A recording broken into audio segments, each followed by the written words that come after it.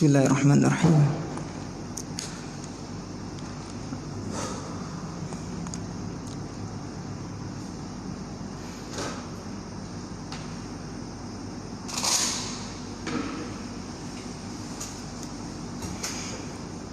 Bismillahirrahmanirrahim. Assalamualaikum warahmatullahi wabarakatuh.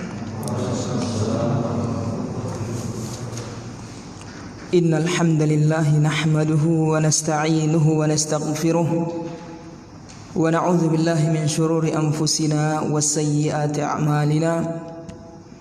May yahdihillahu fala mudilla lahu wa may yudlil fala hadiya lahu.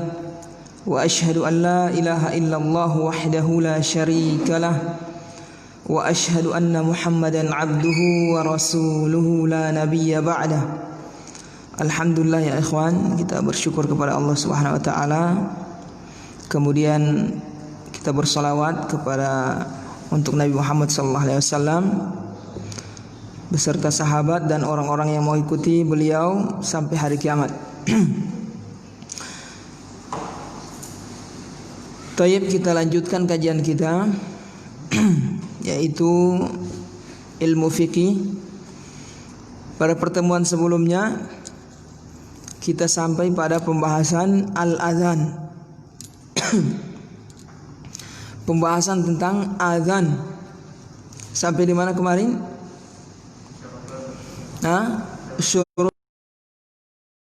Syurut sihhatil adzan. Syarat sah adzan. Ada berapa syarat sahnya? Ada 5. Ini harus kita tahu. Yang pertama harus ditahu bagi siapa ini? Siapa yang harus mengetahui ini? Muadzin. Dia yang wajib tahu ini syarat sahnya, sunnahnya dia harus tahu agar dia melakukan azan dengan baik dan benar. Apa saja syaratnya? Ada 5. Kemarin telah kita sebutkan dan jelaskan sedikit. Yang pertama niat. Ini berkaitan dengan azan. Nanti insyaallah sebentar berkaitan dengan muadzin, syarat yang harus terpenuhi pada muadzin, orang yang berazan. Sekarang yang kita bahas azan itu sendiri. Syarat sahnya yang pertama an-niyah. Niat. Artinya orang yang azan tanpa niat untuk azan, maka tidak sah azannya. Misalnya apa? Misalnya dia tes misalnya latihan azan. Sudah masuk waktu dia azan, tapi niatnya untuk latihan. Setelah azan baru dia berpikiran, kenapa yang azan tadi tidak saya anggap saja azan masuk waktu. Sah seperti ini? Tidak sah. Kenapa? Karena saat dia azan dia tidak meniatkan untuk azan pada waktunya, yaitu azan pada waktunya. Azan masuk waktu. Maka seperti ini tidak sah. Jadi disyaratkan niat untuk azan. Kemudian syarat yang berikutnya apa? Al-muwalat, berkesinambungan. Jadi lafaz azan yang dia baca harus terus, tidak boleh putus. Jadi tidak boleh dia Allahu akbar, Allahu akbar, Allahu akbar terus berhenti ngobrol ya. Ngopi, setelah itu dilanjut lagi, ini tidak boleh. Iya. Dan dia harus terus bersambung mualat. Kemudian syarat yang ketiga tertib. Dibaca tertib, tidak bisa dia maju dan mundurkan. Azan langsung asyhadu anna Muhammadar Rasulullah. Yang kedua hayya 'alas shalah. Yang ketiga dia putar-putar. Sah? Ini tidak sah, azannya tidak sah. Paham ya? Apa fungsi kita belajar sah dan tidaknya ini? Apa pengaruh hukum fikihnya? Ini banyak pengaruhnya. Pengaruhnya diantaranya apa? Kalau di satu kampung ada orang azan tidak terpenuhi syarat sah ini, berarti tidak sah azan, ya kan?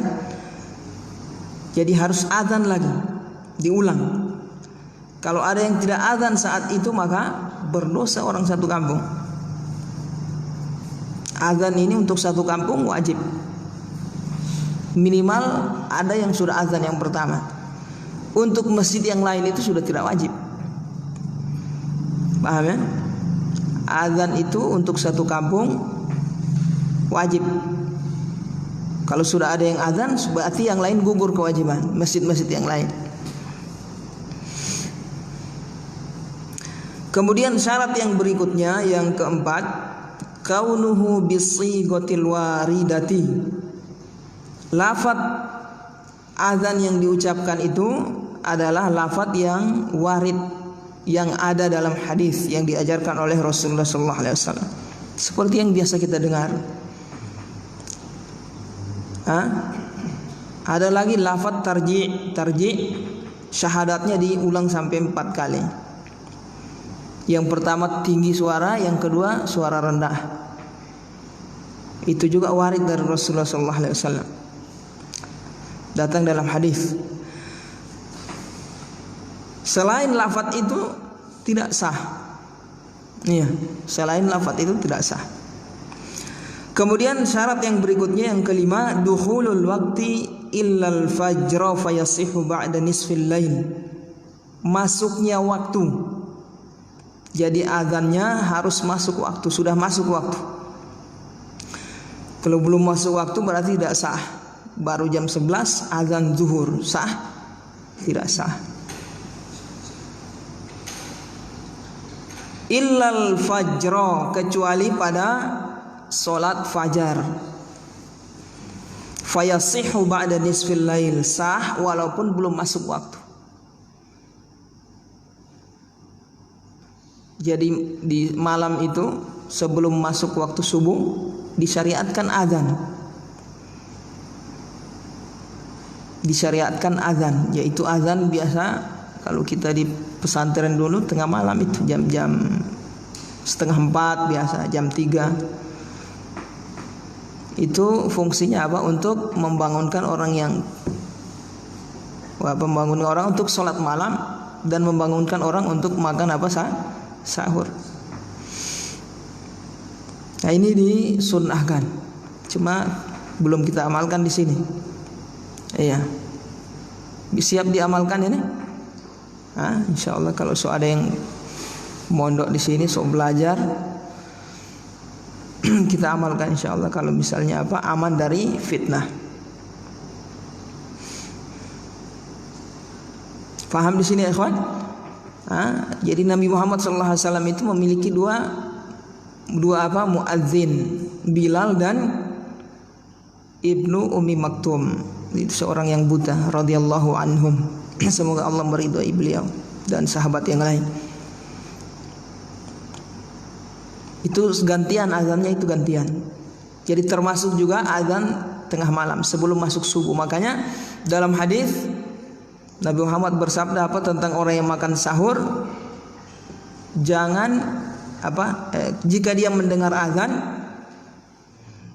sementara makanan ada di tangannya, hendaknya dia meneruskan makanannya. Jangan dia hentikan karena mendengar azan. Yang dimaksud di sini azan yang pertama. Azan sebelum masuk waktu fajar. Kalau sudah masuk waktu fajar, sudah subuh, azan, antum masih makan, tidak sah. Paham ya? Ini yang dimaksud. Taib, ini ada 5 syaratnya, kita harus hafal secara umum. Apalagi orang yang sudah ngaji, khususnya orang yang ingin jadi muadzin, orang yang azan, berilmu dulu. Apa syaratnya? Arif, syarat sahnya apa? Niat. Kemudian berkesinambungan, terus tertib, terus sesuai dengan yang datang dalam hadis. Kemudian masuk waktu, kecuali kecuali sholat fajar, sholat subuh itu boleh sebelum masuk waktu. Azan yang pertama. Taib, kemudian sunanul adzan, bukan adzan, bukan panjangnya adzan. Kalau adzan panjang hamzahnya itu telinga. Kalau adzan, nah ini adzan. Sunanul adzan, sunnahnya tadi syarat sah, kemudian yang sunnahnya. Yang pertama, kaunuhu ala maudhi'in alin, azannya itu di tempat yang tinggi. Ini hukumnya sunnah, di tempat yang tinggi. Menara misalnya ya, kalau ada tempat yang agak tinggi ya azan di situ. Fungsinya apa? Supaya suaranya bisa didengar oleh orang yang jauh. Nah sekarang gimana? Apa sunnah ini masih bisa diamalkan dengan adanya apa? Mukabbir saut, namanya apa? Pembesar suara ini, mic, speaker. Apa sudah cukup? Artinya sudah gugur, yang sunnah ini sudah tidak diamalkan lagi gara-gara sudah ada apa? Pembesar suara, karena maksudnya sudah tersampaikan. Dengan ada pembesar suara sudah tersampaikan. Apakah sunnah ini sudah tidak bisa diamalkan? Nah, ini ada pembicaraan di kalangan para ulama. Namun di sini beliau sebutkan tetap hukumnya sunnah di tempat yang tinggi, walaupun ada apa ini speaker, pakai speaker atau toa. Nah,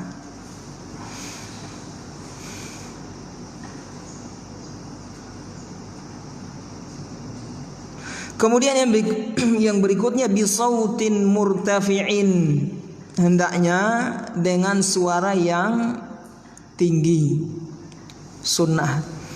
Jadi kalau suaranya biasa-biasa saja sah, cuma apa? Dia meninggalkan sunnah. Yang sunnah bisautin murtafi', suara naik, tingkat setinggi, besar suara. Iya, siapa ini? Samsung, Abu Gibran. Suaranya harus murtafi'. Kemudian yang berikutnya al-iltifatu fil hay'alataini. Iltifat apa namanya? Menoleh ke kiri dan ke kanan fi hay'alataini, pada lafaz hayya 'alas shalah dan hayya 'alal falah. Hay'alah itu ringkasan dari hayya 'alas shalah. Kalau bismillahirrahmanirrahim ringkasannya apa? Bismillahirrahmanirrahim ringkasannya apa? Basmalah. Kalau bismillah tasmiyah. Bismillah itu namanya tasmiyah. Kalau bismillahirrahmanirrahim basmalah. Kalau alhamdulillah hamdalah, mengucapkan hamdalah. Kalau tasbih subhanallah, hamdalah alhamdulillah, takbir Allahu akbar. Haiqalah apa? La haula wala quwwata illa billah. Ucapkan dulu haiqalah. Maksudnya haiqalah itu la haula wala quwwata illa billah. Tahlil la ilaha illallah. Iya, bukan acara tahlil itu ya, tahlil ini. Ucapan la ilaha illallah, tahlil. Jadi masing-masing ada istilah itu. Ringkasan, singkatan, bahasa kita singkatan. Jadi hayya yaitu hayya 'alas shalah, hayya 'alal falah, ucapan itu. Hayya 'alal falah, hayya 'alas shalah menoleh ke mana? Ke kanan. Hayya 'alas shalah menoleh ke kanan, hayya 'alal falah menoleh ke kiri. Apa yang dimiringkan? Kepala. Nah, kepala. Taib, kemudian wad'ul usbu'aini fil udhunaini. Yang sunnah meletakkan jari di telinga, sunnah. Ini sifat siapa ini yang mengamalkan ini? Bilal. Beliau azan, masukkan apa? Usbu', jari di mana? Jari apa ini? Telunjuk. Nah, masukkan di telinga ketika azan. Sunnah. Iya. Kalau sunnah ini berarti dapat pahala ini. Jadi jangan kita lewatkan. Jadi jangan azan matung berdiri Allah ini. Jangan. Taruh jari di telinga. Kemudian yang kelima, sunnah yang kelima, adamul lahan, tidak lahan. Lahan itu apa?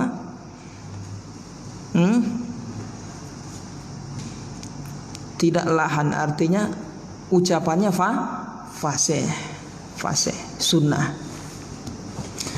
Taib yang dimaksud lahan itu kesalahan dalam baca. Kalau dalam ilmu tajwid, lahan itu kesalahan dalam membaca Al-Quran, lafaz Al-Quran. Itu lahan artinya. Jadi lahan itu ada dua, lahnul khafi, lahnul jali. Kalian sudah pernah belajar tajwid dalam pembahasan fikih.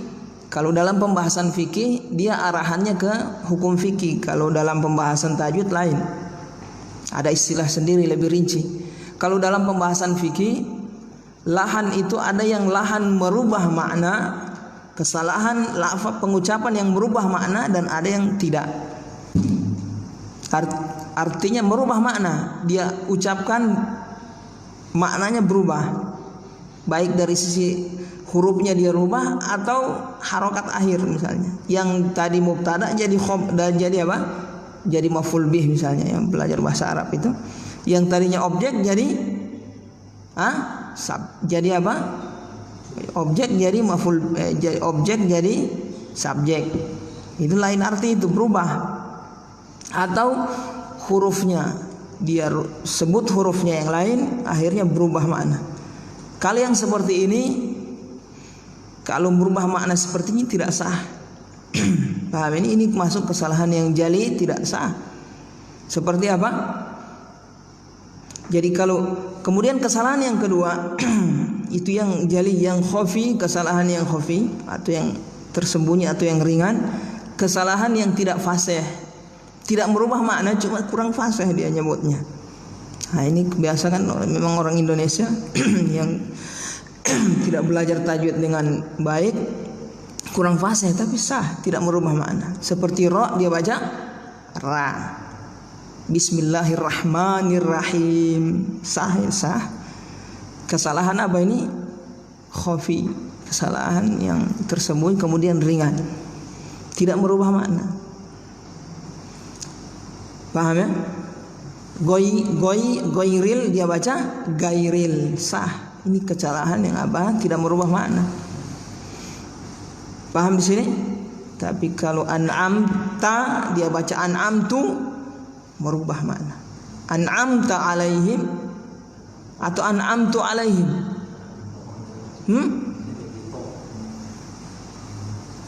An'amtu atau an'amta? An'amta. Dia baca an'amtu alaihim atau an'amti. Nah, anti perempuan. Kalau an'amtu, aku, an'amta engkau, an'amti kamu perempuan.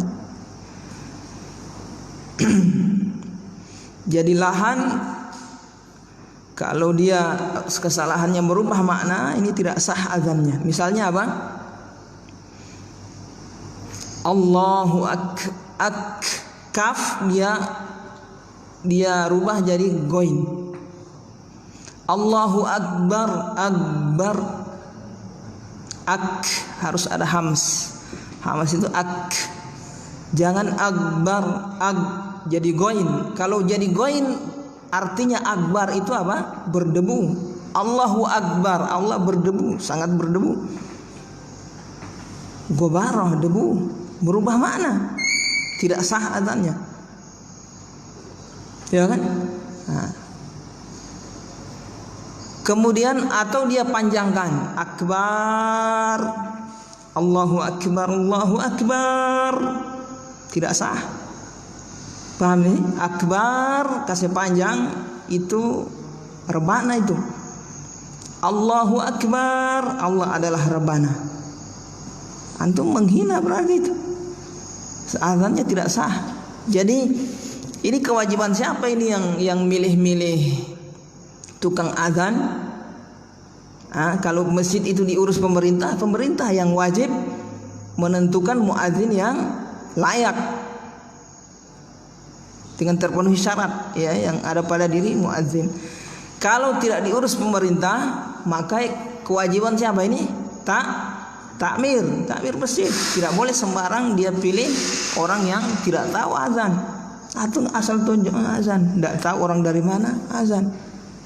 Jangan pilih orang yang memang yang layak dari sisi bacaan dan terpenuhi syarat pada diri orang tersebut.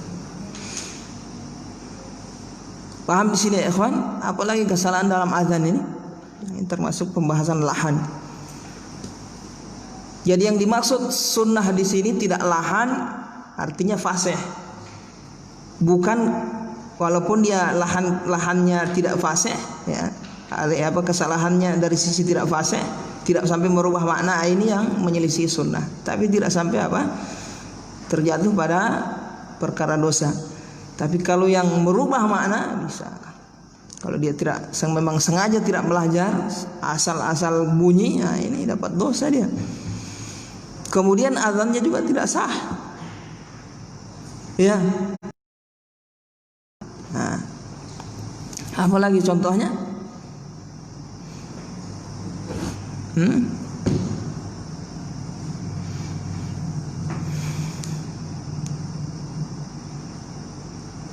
Hayya 'alas. Contohnya hayya 'ala itu harus jelas. Biasa ada yang azan hayyalas shalah, salah ini. Ada huruf yang lepas itu, harus hayya 'alas shalah, hayya 'alal falah, hayya 'ala al falah, hayya 'ala shalah, marilah shalah. Jangan hayyalas shalah, hayyalas, berarti alanya hilang, dia bisa hilang. Iya. Hayyalal falah, hilang berarti alanya. Iya. Ini termasuk kesalahan apa ini? Kesalahan jali, kesalahan yang jelas, yang merubah makna itu, mengurangi, merubah makna. Taib. Apa lagi lafaz yang salah?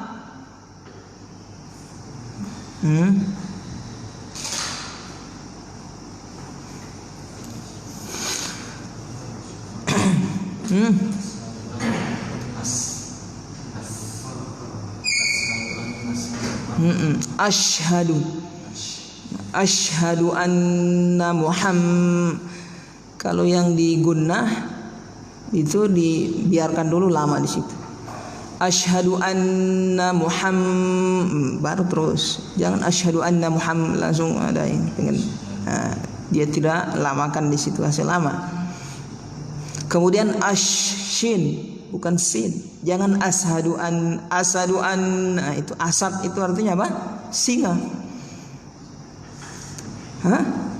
Asadu artinya singa, asadun.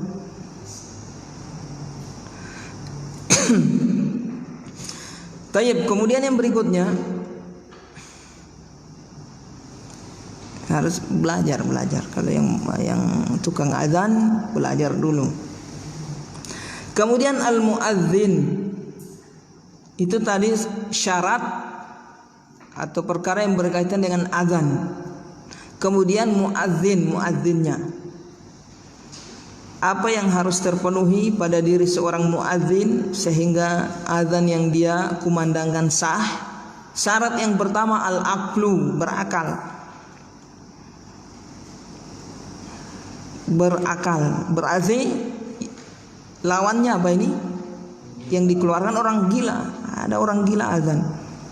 Masuk masjid azan dia. Sah di sini? Tidak sah. Jadi harus azan lagi.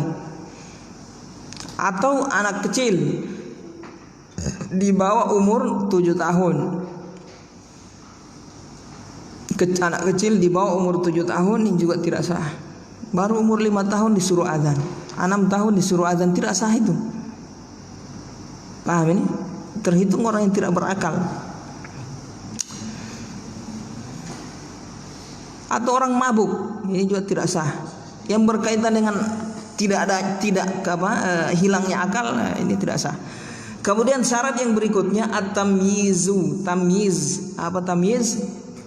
Mumayyiz, itu yang dimaksud tadi, itu mumayyiz, yaitu anak yang sudah berumur 7 tahun ke atas sampai sebelum balik. Kalau sudah balik apalagi.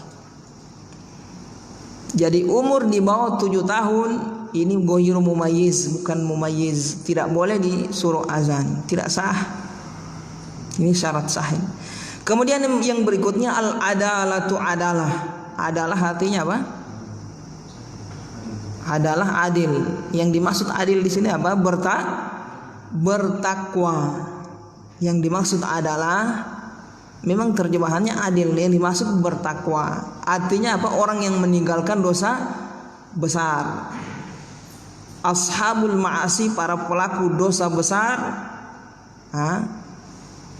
tukang bikin maksiat, banyak dosa besar dia lakukan walaupun satu. Ini selama dia belum bertobat. Kalau dia sudah bertobat ya jelas ini berarti terhitung orang yang tidak melakukan dosa. Kalau orang sudah bertobat, belum tidak bertobat, orang seperti ini tidak sah disuruh azan, tidak boleh.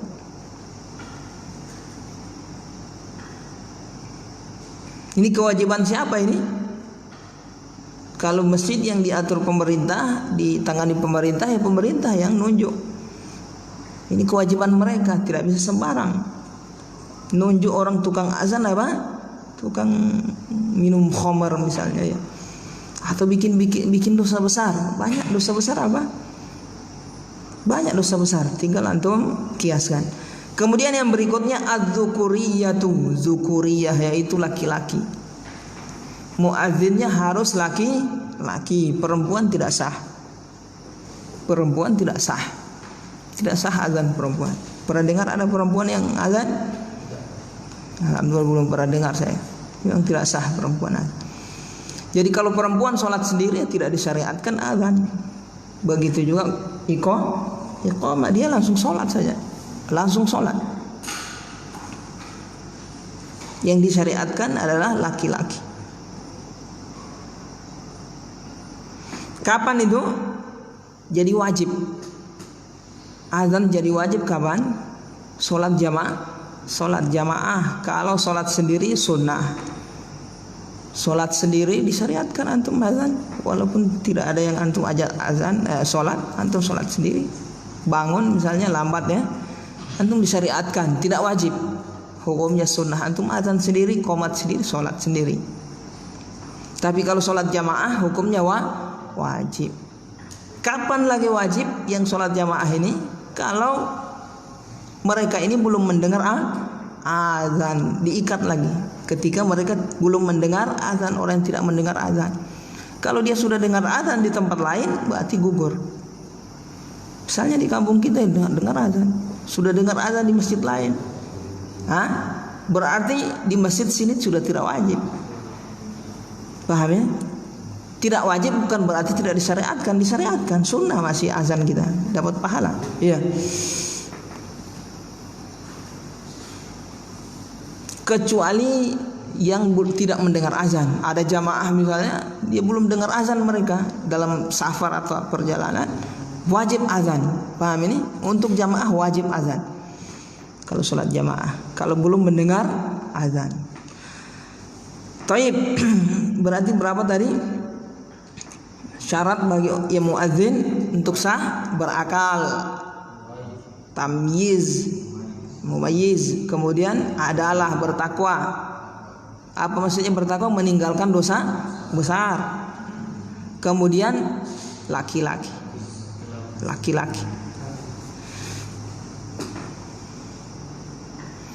Kemudian sunnah muadzin. Artinya dia usahakan ini, dia upayakan seperti ini, dia dapat pahala tambahan sunnah. Apa itu yang sunnah baginya? Husnus saut, disunnahkan orang yang dipilih ini adalah orang yang suaranya bagus, husnus saut, suara bagus. Kalau yang fals, ancur di suara, ini tidak sunnah. Kecuali tidak ada. Kalau tidak ada yang maju jadi tukang azan, apa boleh buat? Dia harus azan. Iya. Jadi ini hukumnya sunnah. Husnus saut yang dipilih atau yang muadzin ini orang yang suaranya bagus. Bilal itu ditunjuk oleh Rasulullah karena suaranya bagus. Iya. Jangan azan orang yang mendengar kayak mau ketawa, ini juga tidak bagus. Iya, dengar muhammad fals, tidak tahu kemana arah ini. Tapi sah saja, sah. Iya. Kemudian yang berikutnya, uluwu saut, suaranya tinggi. Yang dipilih adalah muadzin, orang yang suaranya tinggi untuk muadzin. Kalau suaranya rendah, kecil, ini tidak disunnahkan. Jadi takmir, tanggung jawab takmir dan pemerintah milih orang yang seperti ini, suaranya bagus, suaranya tinggi. Kemudian al-amanatu, amanah, punya sifat amanah, punya sifat tanggung jawab untuk azan pada waktunya. Dia tahu itu azan pada waktunya. Kalau yang tidak punya sifat amanah, seperti pendusta. Kenapa? Karena kita tidak aman. Jangan sampai dia azan belum masuk waktu. Dia punya sifat amanah. Kemudian al-ilmu bil wakti, yang sunnah. Thayyib, amanah tadi. Amanah itu bukan masuk syarat sah, tapi dia masuk yang sunnah. Jadi disunnahkan kita milih orang seperti ini untuk jadi muadzin. Kemudian al-ilmu bil wakti, orang yang mengetahui waktu-waktu sholat. Kalau maghrib, Arif, maghrib waktunya kapan?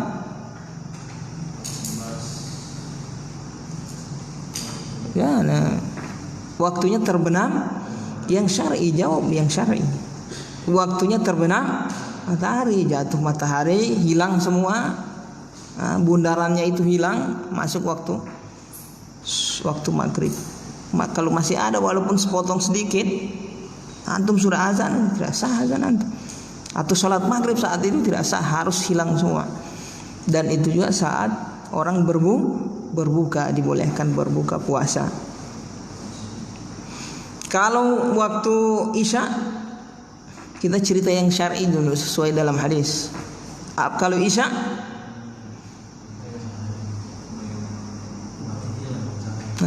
apa yang hilang? Hilangnya cahaya mega. Iya, cahaya mega yang merah itu. Setelah terbenam matahari ada cahaya mega itu masih terang, merah-merah itu. Itu cahaya mega. Itu akan semakin terus berkurang. Kalau hilang cahaya tersebut, masuk waktu isya. Subuh. Subuh terbit fajar. Antum lihat dalam fajar. Kalau belum tahu fajar, antum search di Google fajar, supaya antum tahu itu fajar seperti apa. Ya kan? Search di Google. Itu cahayanya terbentang itu di ufuk timur. Di kita ini kadang sulit karena ada penghalang, pohon kelapa apa macam-macam, gunung. Biasa di pantai itu terlihat jelas, mulai terangnya itu bukan ke atas, menyebar begitu ke penjuru ufuk timur. Fajar. Kemudian waktu apa lagi? Zuhur. Tergelincirnya matahari. Kalau sudah naik matahari pas di tengah, itu di saat itu cahaya orang tidak ada. Sama, tidak ada, belum condong cahayanya. Cahaya benda-benda apa itu tidak ada. Nanti kalau dia sudah bergeser ke arah barat, sudah mulai ada cahaya. Ya. Ada cahaya bayangan, ada bayangan. Nah, begitu bayangannya sudah terlihat, sudah miring, di situ masuk waktu zuhur. Kemudian asar, masuk waktu asar.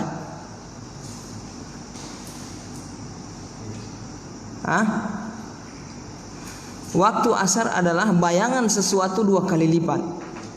Kalau sesuatu itu kita pasang misalnya ada 1 meter ukurannya, 2 meter, sudah masuk waktu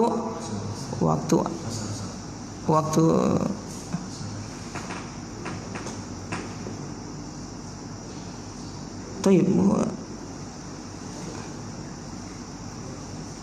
2 kali lipat atau 1 kali lipat?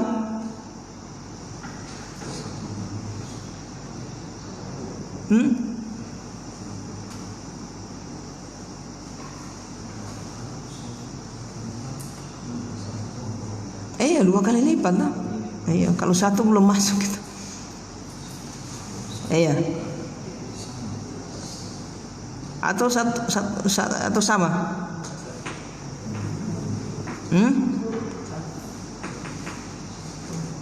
1 kali lipat, misalnya benda 1 meter, cahaya 1 meter sama, bayangannya 1 meter sama dengan masuk waktu subuh, waktu asar, ya, atau 2 kali lipat.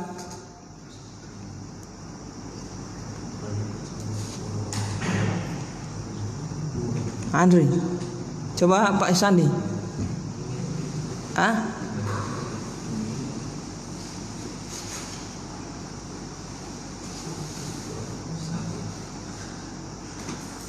Satu. 2 kali lipat itu maksudnya waktu akhir. Akhirnya terakhir waktu asar. Itu waktu yang ikhtiar. Nanti kita di pembahasan waktu nanti, masya Allah. Ini penyempurna hukum tentang muadzin, harus tahu waktu masuk waktu itu. Paham di sini, ikhwan? Nah, kemudian muncul pertanyaan, bagaimana jadwal yang dibuat pakai jam misalnya? Apa boleh sah kita amalkan? Lihat jam sesuai jam yang di Depak itu, sah tidak? Andre, tidak sah Andre? Aduh, Andre marah. Sah? Ya, sah. Jadwal yang ada di Depak atau pakai jam itu sudah mereka ukur juga. Sudah mereka ukur sesuai dengan jadwal yang kita sebutkan tadi itu. Jadwal sholat. Dan hampir tidak ada perbedaan antara matahari itu tergelincir jadwal-jadwal itu dengan jam-jam atau jadwal yang mereka buat ini. Hampir sama, karena putaran matahari itu kadang tidak meleset. Beda dengan bulan. Kalau bulan tidak bisa pakai hisab. Ukuran ilmu falak astronomi ukuran ini tidak bisa. Dia harus ru'yah. Kalau jadwal waktu-waktu sholat ini bisa. Kenapa? Karena kayak di Indonesia ini kadang susah kita menentukan jadwal sesuai dengan yang disebutkan dalam hadis. Beda Arab jelas. Kalau sudah di tengah jelas matahari. Kalau kita ini kadang lari ke sana itu, cahayanya tidak tahu kemana ya, atau kesulitan. Nah, boleh sebagai alternatif kedua pakai jam tadi itu, paham ya? Pakai jam boleh, dan hampir tidak ada perbedaan juga sama, karena itu sesuai dengan jadwal sholat yang mereka buat. Paham ya? Jadi bagi orang yang tidak bisa lihat matahari, jam itu alternatif. Paham ya? Alternatif. Begitu juga puasa kalau misalnya antum tidak bisa lihat fajar muncul kan, antum melihat jam yang ditetapkan oleh Kementerian Agama itu biasa tidak beda jauh itu. Lihat waktu masuk waktu, karena mereka biasa imsak. Ada waktu imsak, kemudian waktu subuh misalnya, ya. Lihat waktu subuhnya, jangan imsaknya, subuhnya itu. Ya, itu. Terus berbuka, lihat waktu dia berbuka, kalau dia bilang di jam situ jam 6 atau 17.56 atau 17.5, nanti sudah bisa berbuka di jam itu. Taib. Yang berikutnya selesai. Taib, selesai pembahasan tentang azan. Ini ringkas, kita bahas ringkas yang umum-umumnya saja. Ada pertanyaan tentang azan berkaitan dengan azan? Silakan Pak Asri. Selain untuk sholat, apakah ada penggunaan lain azan itu? Ya. Selain untuk sholat. Apakah ada?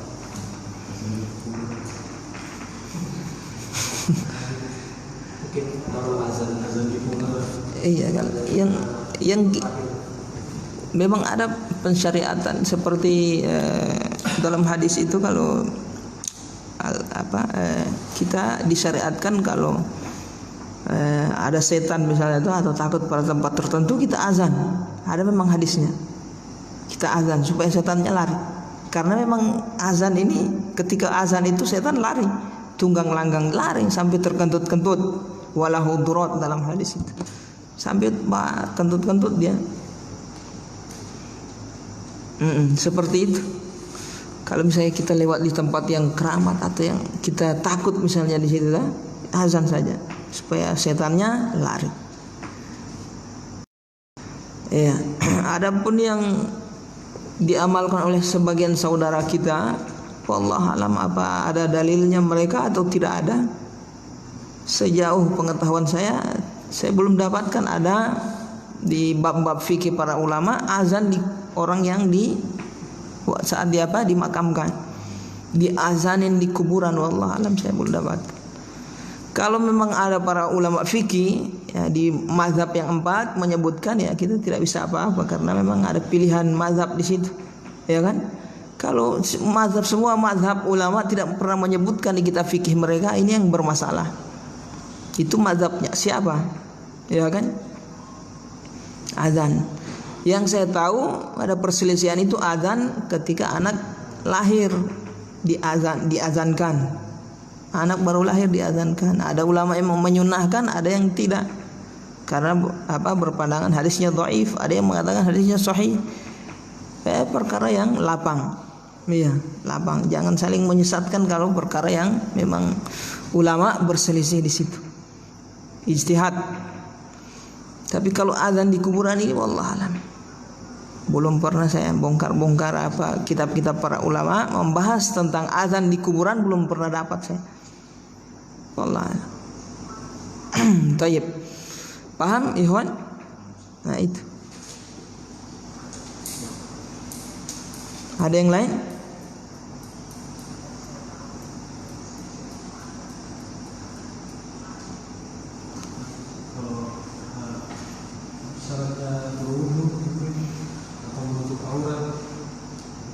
Tidak ada disyaratkan, tidak ada. Kita sebutkan tadi tidak ada disyarat berwudu. Wudu hukumnya tidak beliau sebutkan di sini. Seharusnya beliau ini memang ringkasan. Termasuk juga berazan disunahkan berwudu. Kalau dia tidak wudu, dia azan sah. Bukan syarat sah itu. Sah saja. Bukan syarat sah harus berwudu. Paham ya ikhwan? Harus pakai baju misalnya, tapi aneh kalau azan tidak pakai baju kan, orang mau usir di masjid. Sama di grup tanya jawab ada yang tanya, ini syarat sahnya sholat kan menutup aurat antara pusar dengan lutut, ya kan? Ada ulama berbahas cukup pusat lutut. Kalau di mazhab Hambali harus tertutup bahu ini, salah satu bahunya harus tertutup. Dia ada selembar kain misalnya, taruh ini cukup. Kalau tidak sah sholat wajib. Nanti ada rincian. Nah kita cerita ulama yang berpendapat cukup sah sholat menutup bagian pusarnya dengan lututnya. Dia sholat misalnya cuma sarong, sah sholatnya. Ya menurut sebagian ulama sah sholatnya. Paham di sini ikhwan? Yang seperti ini ketika tidak ada pakaian nanti, artinya gimana ya, orang sholat tidak pakai baju, antum datang ke masjid sholat tidak pakai baju, orang usir. Bagaimana akhlak apa ini? Antum pergi ke pesta, pergi sama orang kemana kan, jalan-jalan kemana, antum pakai pakaian yang layak. Kenapa mau sholat cuma sarong misalnya tidak pakai baju? Ini udah keterlaluan. Kalau tujuannya istihza, mengolok-olok, ini orang kafir dia. Tapi kalau tidak mengolok, memang dia berpendapat hukumnya tidak wajib menutup aurat, menutup badannya, sekedar sarong, sholatnya sah. Misalnya dia sholat sendiri, saya pernah lihat orang seperti itu, lihat sendiri, tidak usah dicerita. Sholat dia tidak pakai baju, cuma sarong. Dulu waktu saya masih kecil sholat, mungkin panah geras ya, di pulau itu kan, jadi sholat rajin orangnya, sholat. Dan memang saat itu gerah di dalam rumah, tidak pakai baju dia. Saya mazhab apa ini? Ternyata belajar sah, sholatnya sah. Taib, iya paham ya. Cuma jangan dibikin kalau ini yang seperti ini. Kalau misalnya antum memang tidak ada pakaian, ya. Kalau ada pakaian, kenapa antum sholat tidak berpakaian? Iya, ini tidak ada adab menghadap Allah Subhanahu wa taala. Taib, paham? Ilham, silahkan Ilham. Ilham Sandigi. Kalau baru memulai azan ada bacaan tertentu seperti isbirun, kan ada baca selawat. Memulai azan tidak ada bacaan apa-apa mulai azan.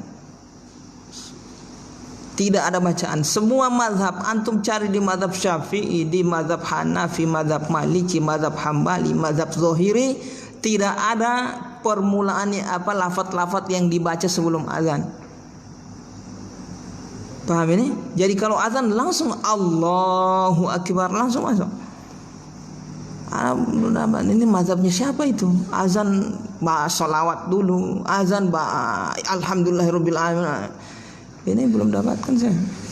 Ini kita cerita mazhab, ada di mazhab ya. Walaupun di mazhab ini tidak ada perbedaan benar. Saya belum pernah dengar temukan ada ulama yang menyunahkan, mensyariatkan seperti itu. Ya, sebelum azan selawat dulu. Terus lafaz apa yang biasa disebut ini? Alhamdulillahirabbil alamin wassalatu wassalamu ala habis itu, setelah itu baru Allah, baru azan dia. Ini lafaz ini tambahan, tidak ada syariatnya. Terus habis itu pakai mic lagi ya, pakai toa lagi, diperdengarkan sama orang. Nah, yang seperti ini mengotori syariat, mengotori syariat Islam. Islam tidak bisa ditambah-tambah. Ibadah itu ibadah ya ikhwan, para pendengar semua dimanapun berada, ibadah itu datangnya dari Allah, bukan buatan manusia. Ya kan? Sholat yang kita kerjakan ini, tata caranya ini dari Allah, wahyu. Bukan kreasi, hasil kreasi dari Nabi Muhammad, bukan. Nabi Muhammad tidak pernah bikin ibadah sendiri beliau. Datang wahyu yang datang dari Allah, itu yang beliau sampaikan. Halal haram, cara beribadah, cara haji, ya, cara sholat, mulai dari angkat Nabi, ini dari Allah semua. Azan juga itu dari Allah, ya kan? Oleh sebab itu Allah tidak menerima ibadah yang bukan datang dari Allah Subhanahu wa taala. Ibadah hasil karangan manusia Allah tidak terima. Ya, dari apa ini? Ya, Allah hanya akan menerima ibadah yang datang dari Allah Subhanahu, yang Allah ajarkan lewat Rasulullah sallallahu alaihi wasallam. Ibadah ini bukan sembarangan. Iya, bukan hasil kreasi adat seenaknya kita inovasi, tidak bisa. Azan langsung azan. Iya. Tayyib. Ada yang lain? Ya, silakan.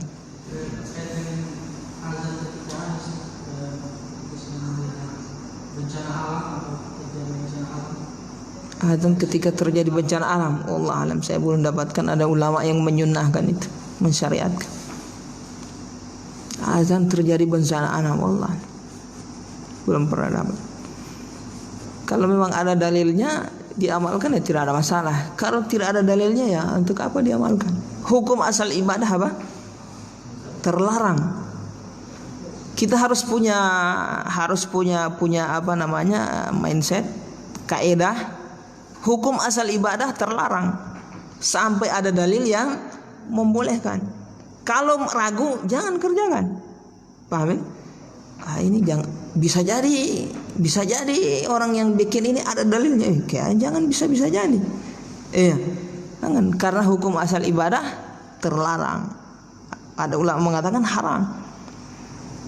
Allah mengatakan dalam Al-Qur'an, am lahum syuraka'u syara'u lahum minad dini ma lam ya'zan bihillah. Apakah mereka memiliki sekutu yang mensyariatkan bagi mereka agama yang Allah tidak pernah izinkan, tidak pernah ajarkan lewat Nabi Muhammad?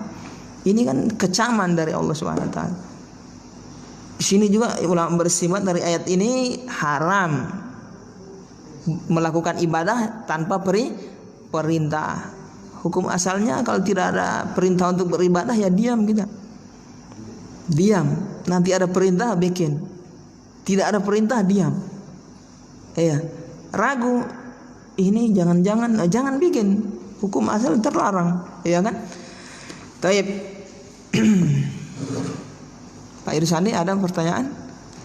Pak biasa ini bertanya. Siapa? Pak Idan. Ada pertanyaan Pak Idan? Tidak ada.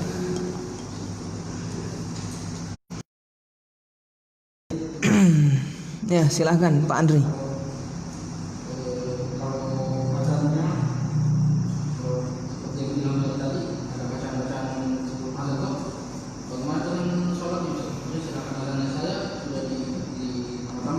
Dibumbuhi dengan bid'ah gitu ya. Tidak ada pengaruh. Yang pengaruh orang yang azan tadi itu, dia yang dapat bagiannya. Artinya dosanya. Bikin ibadah yang tidak ada dalilnya minimalnya minimalnya makruh, apalagi perkara yang makruh. Mending ditinggalkan kalau yang masih ragu. Yang jelas dia terlarang, tidak boleh. Bisa terjadi pada perkara yang ini dilarang, makruh atau haram. Ya kan? Kalau tidak ada dalilnya mending ditinggalkan.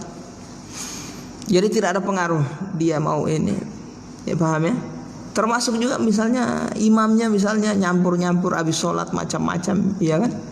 Tidak ada pengaruh di sholat kita.